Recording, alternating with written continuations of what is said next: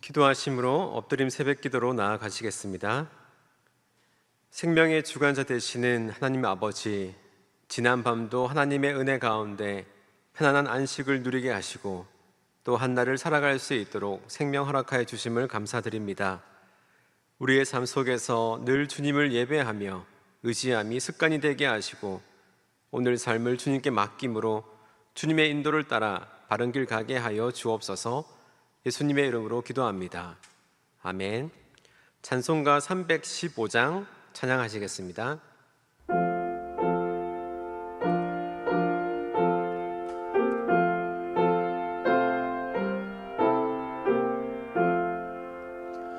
내 주 되신 주를 참 사랑하고 곧 그에게 죄를 다고 합니다. 그는 은혜를 주신 내 예수시니 이전보다 더욱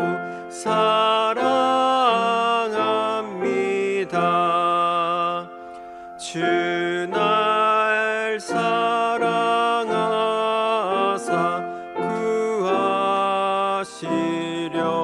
구하시려고 저 십자가 고난 당하셨도다. 그가 시간 쓰신 내 주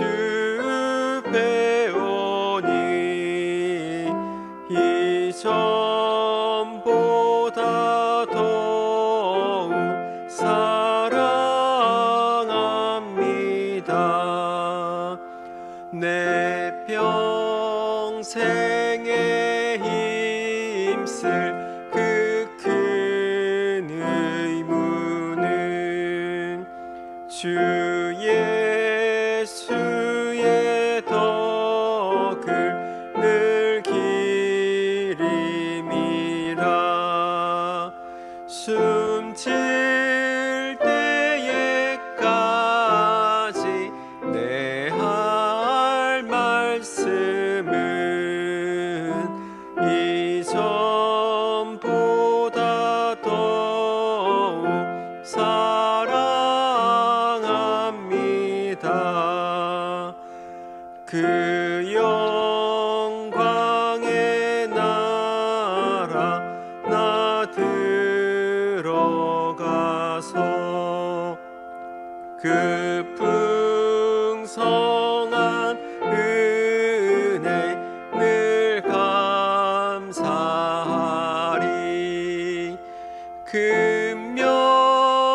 금멸류관 쓰고 찬송할 말 이전보다 더욱 사랑합니다.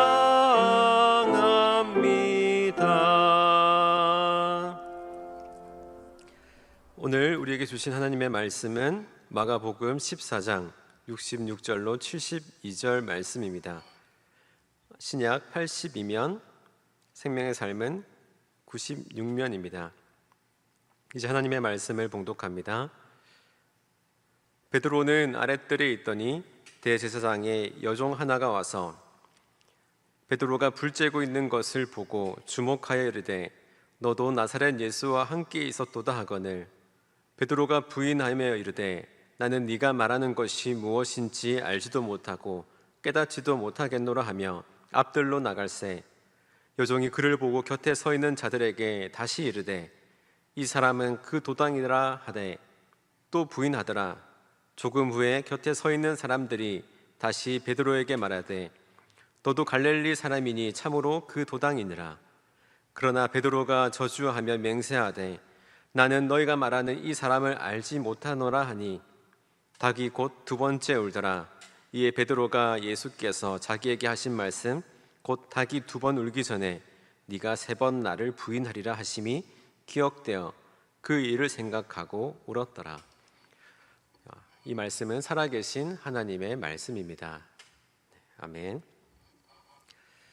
여러분, 오늘 말씀을 보면 일단 베드로가 걸어간 이 길, 이 배신의 길을 생각하면서 왜 그는 이 배신의 길을 걸었을까, 이런 생각을 할 수 있을 것 같습니다. 왜냐하면 베드로가 걸어갔던 이 배신의 길 말고 기꺼이 아주 잔혹한 그 죽음을 받아들였던 순교자들을 우리가 여러 명 알고 있기 때문에 그런 것이죠. 그래서 이 베드로처럼 배신의 길을 가지 않고 의연하게 순교의 길을 걸어갔던 그 많은 신앙의 선배들을 생각하면서 일단은 아쉬움이 느껴집니다. 자, 이렇게 말하는 이유는 뭐냐면 일단 베드로의 행위가 옳지 않다라고 느끼고 있는 것이고 이것은 잘못된 행동이다라고 전제하기 때문에 그런 것이죠. 그래서 처음에 했던 질문처럼 베드로는 왜 이 실패의 길을 걸었을까? 그리고 동시에 우리가 이 베드로처럼 되지 않고 의연하게 죽음을 받아들였던 순교자들처럼 될 수 없는 것인가? 이것을 살펴보고 싶어집니다. 그러면 오늘 저희 설교의 결론이 어디로 가느냐면 베드로처럼 하지 않고 순교자들처럼 하려면 우리는 어떻게 살아야 하겠는가? 설교가 이제 이런 식으로 가게 되는 것이죠. 그런데 오늘 좀 다르게 생각해 봐야 될 것 같습니다. 이 베드로의 배신에 당한 이 기록에 대해서 우리가 이런 식으로 순교자가 되어라라고 하는 이러한 접근이 이 말씀을 읽게 하신 하나님의 뜻이었을까요? 하나님은 그렇게 읽혀지도록 오늘 우리에게 이 말씀을 허락하셨을까요? 이런 생각을 해보게 됩니다. 하나님께서 오늘 본문을 통해서 우리에게 뭘 깨닫기를 원하셨을까요? 일단 그 질문에 대답하기 위해서는 먼저 오늘 본문을 들어봐야 되겠는데, 우리가 이미 읽은 것처럼 오늘 본문은 예수님을 모른다고 부인한 이 베드로를 소개합니다. 그런데 우리가 이미 알고 있는 것은 뭐냐면 마지막에 끝절에 결론적으로 예수님을 부인하게 된 베드로가 밖으로 뛰쳐나가서 심히 통곡하죠. 그걸 보면 베드로는 결코 자신은 이 배신의 길을 걷고 싶어 하지 않았다는 것이 분명합니다. 그렇죠. 절대로 내가 목숨을 걸고서라도 하지 않고 싶었던 배신이었는데 이게 내 현실이 된 거였어요. 여러분, 어느 누가 자기 인생을 걸고 따랐던 이 스승을 쉽게 배신할 수 있겠습니까?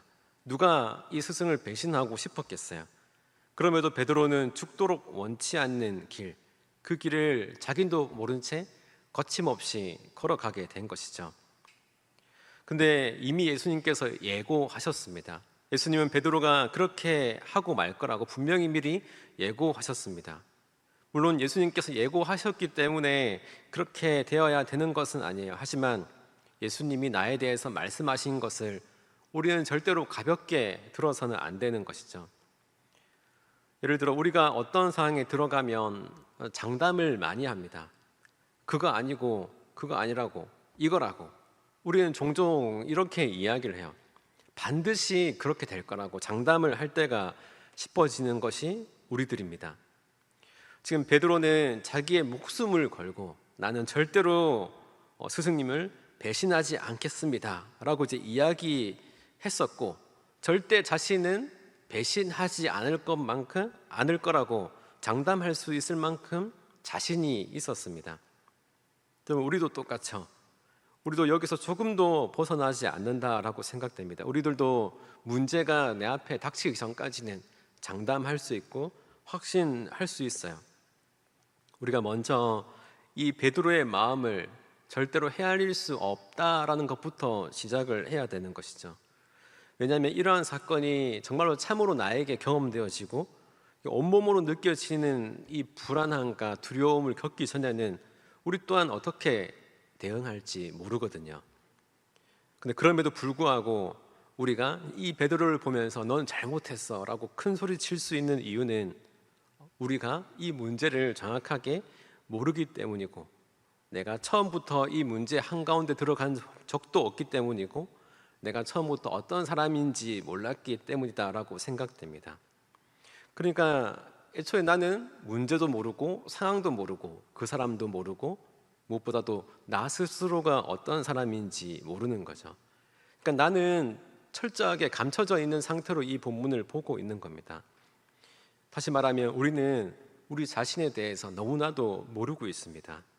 우리가 우리 자신에 대해서 확실하게 알 수 있는 것은 우리가 이 모든 것이 좋으면 좋을 대로, 안 좋으면 또 안 좋을 대로, 그럭저럭 이러지도 저러지도 않을 때는 그런 대로 내가 누구인지 정확하게 알기 어렵다는 것, 그것만을 우리가 알 뿐이에요. 그러니까 사실 우리가 확실히 아는 것은, 또 우리가 확실히 알아야만 하는 것은 우리는 우리 스스로를 잘 모른다라고 하는 사실뿐인 것이죠. 따라서 내 상황에 따라, 내 모습에 따라 나는 베드로의 상황에 이럴 거야 저럴 거야 라고 장담하는 것만큼 이제 무모한 일도 없는 겁니다.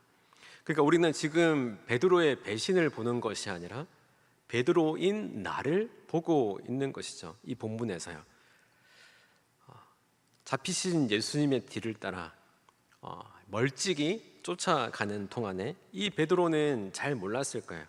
지금 이 상황이 대체 어떤 상황인지, 예수님이 왜 잡혀가고 있는 상황인지, 무슨 상황인지 알 수가 없죠. 심지어 상황을 살피기 위해 뒤따르고 있는 자기 자신도 내 마음이 어떤 상황인지, 어떻게 해야 되는지 몰랐을 거예요.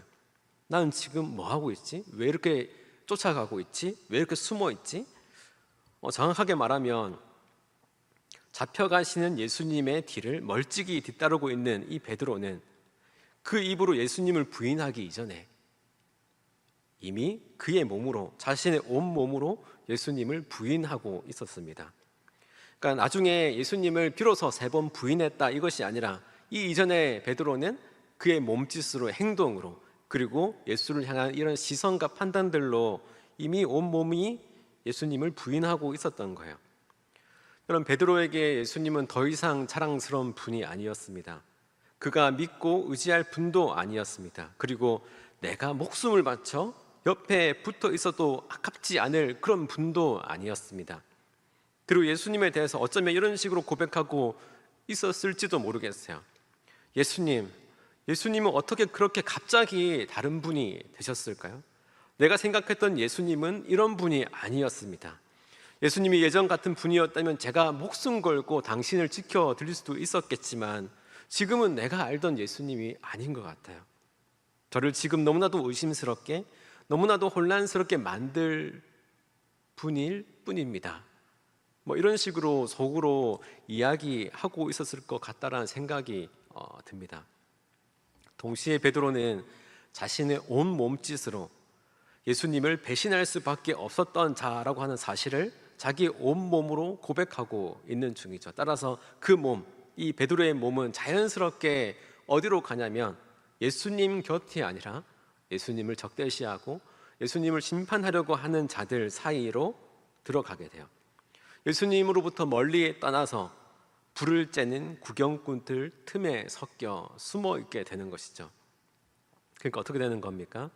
스승에게 목숨을 거는 제자의 자리에서 이제는 순식간에 예수를 심판하는 그 구경꾼들의 자리로 옮겨지게 된 것입니다. 여러분, 우리는 안 그럴까요? 우리가 제자의 자리에서 얼마나 신속하게 구경꾼의 자리로 갈 수 있는 존재들인가 하는 것, 우리의 이해관계가 아주 예민하게 얽혀 있을 때, 내가 가장 사랑하는 무언가를 잃어버릴지도 모르는 상황에 있을 때, 우리는 제자의 자리를 버리고 순식간에 구경꾼의 자리로 쉽게 이동할 수 있는 자라고 하는 사실을 인정해야 될 것만 같습니다. 그런데 지금 베드로는 그냥 구경꾼도 아니라 대제사장 마당에 널브러져 계시는 그 예수님과 혹여나 같은 편이라고 의심받을까 봐 아닌 척하는 구경꾼. 그러니까 자기는 예수 쪽이 아니라 나는 확실하게 구경꾼들 편이다라고 하는 것을 사람들에게 조금이라도 더 어필하려고 하는 표정과 자세와 눈빛으로 거기에 서 있었겠죠. 아주 예수에 대해서 무심한 듯이. 그러니까 그는 끝내 예수님에 대해서 모르는 자였어요. 베드로는. 여러분, 우리도 똑같이 아무것도 모르는 자입니다. 그러니까 상황이 이렇게 될지 몰랐어요. 그런데 이렇게 될 거라는 것을 분명히 예수님을 통해서 들었습니다. 분명히 들었지만 단 한 번도 이런 상황을 상상해 본 적은 없었던 거죠. 그러니까 예수님께서 분명히 말씀하셨는데 베드로는 분명히 들었는데 안 들은 거예요. 상상할 수 없는 상황이니까. 여러분, 참으로 안타까운 것은 예수님께서 우리에게 숱한 말씀을 주십니다. 우리에게 어떤 말씀을 들려주실 때 사실은 그 말씀이 정확하게 기억나야 되는 그 상황 속에서 말씀이 생각나야 되는데, 너무나도 안타까운 것은 어떠냐면, 그러니까 닭이 울기 전에 말씀이 생각나야 되는데 닭이 울고 난 이후에 주님께서 하신 말씀이 생각나는 거예요. 그게 이제 비로소 떠오르게 되는 거죠. 여러분, 이게 어떻게 보면 참으로 우리의 안타까움인 것 같습니다. 동시에 이런 상황에 처했을 때 나는 어떻게 해야 될지 모르는, 말씀을 기억하지도 말씀을 의지하지도 말씀을 붙잡지도 못하는 우리 스스로에 대해서도 이제 모르는 자인 거죠.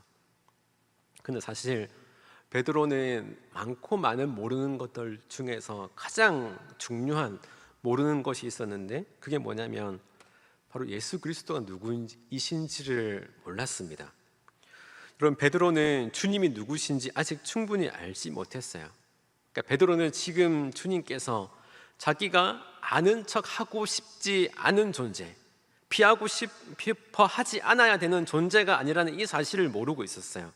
현재 그냥 무기력하게 당하고 있는 그 수치와 수모와 급기야 이 십자가에 달리신 그 모든 일들을 얼마나 위대하고 아름답게 바꿀 수 있는 분인가 하는 그 사실을 모르고 있었습니다. 그 처절한 피 흘림을 통해서 얼마나 크고 얼마나 위대하고 얼마나 그 신비로운 영광을 드러내실 분인가 하는 것을 모르고 있었어요. 그러니까 예수님 안에 가득한 그 하늘의 신비와 지혜를 조금도 모르고 있었던 거죠. 지금 대제사장 그 앞마당에 널브러져 계시는 예수님의 모습이 그 얼마나 고결하고 얼마나 놀랍고 내 목숨에 그 목숨을 걸고 또 걸어도 부족할 만큼 존귀하고 고결한 모습인가 하는 것을 예수님에 대해서 아무것도 모르고 있었던 거죠. 그토록 무기력해 보이는 분이 어떻게 죽음을 이기고 부활하신 후에 다시 찾아와서 새 일을 시작하실지 그 비밀을 전혀 모르고 있었던 것입니다. 하지만 괜찮아요. 예수님께서 알려주실 거니까. 우리가 예수님을 떠나지만 않으면 알려주실 거예요. 내가 스스로 포기하지 않으면 예수님께서는 알려주실 것입니다. 우리가 끝까지 예수님께 붙어 있기만 한다면 계속해서 예수님께서는 계속해서 알려주실 거예요. 그분이 우리 예수님이시죠. 사실 이 예수님께서는 베드로가 예수님을 부인할 거라고 예고하시는 바로 그 순간에도 베드로를 정죄하지 않으셨습니다. 그걸 우리가 잘 기억해야 돼요. 네가 나를 부인할 거다라고 말씀하셨지, 그로 인해서 너희 참 나쁜 놈이다 이렇게 이야기하지 않으셨어요.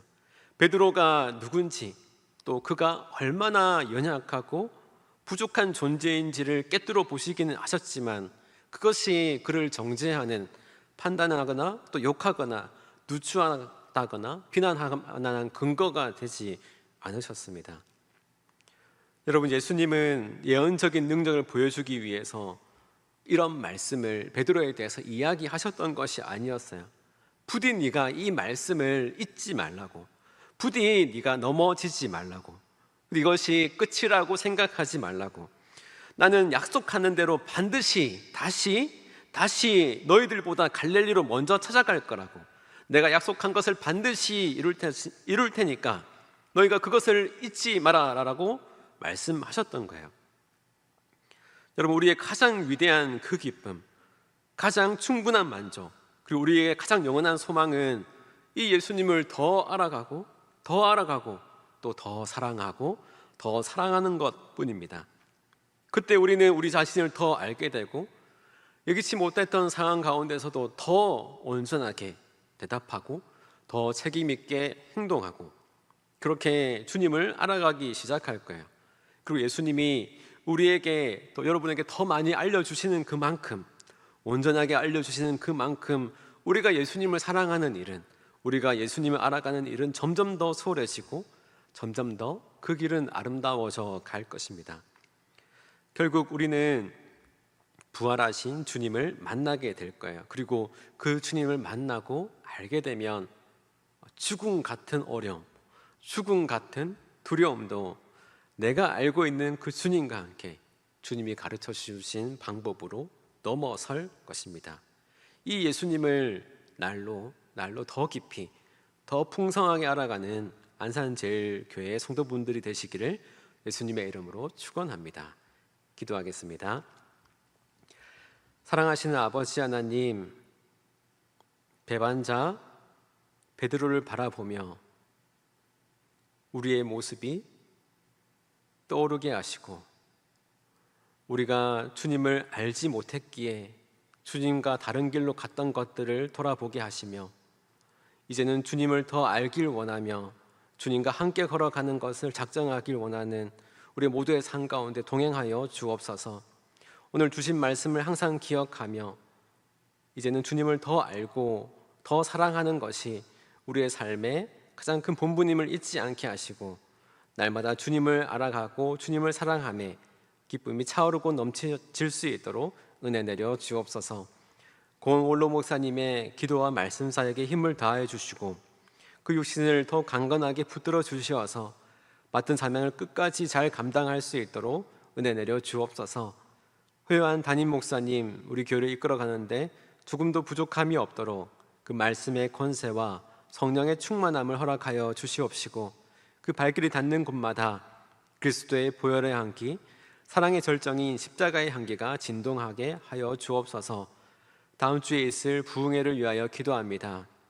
말씀을 전하는 두 강사님의 영적 간의 강건함을 허락하여 주시고, 듣는 모든 성도들이 새로운 비전을 품고 새로운 힘을 얻어 온전히 믿음 생활을 해나갈 수 있도록 큰 은혜의 시간이 될 수 있도록 은혜 내려 주옵소서.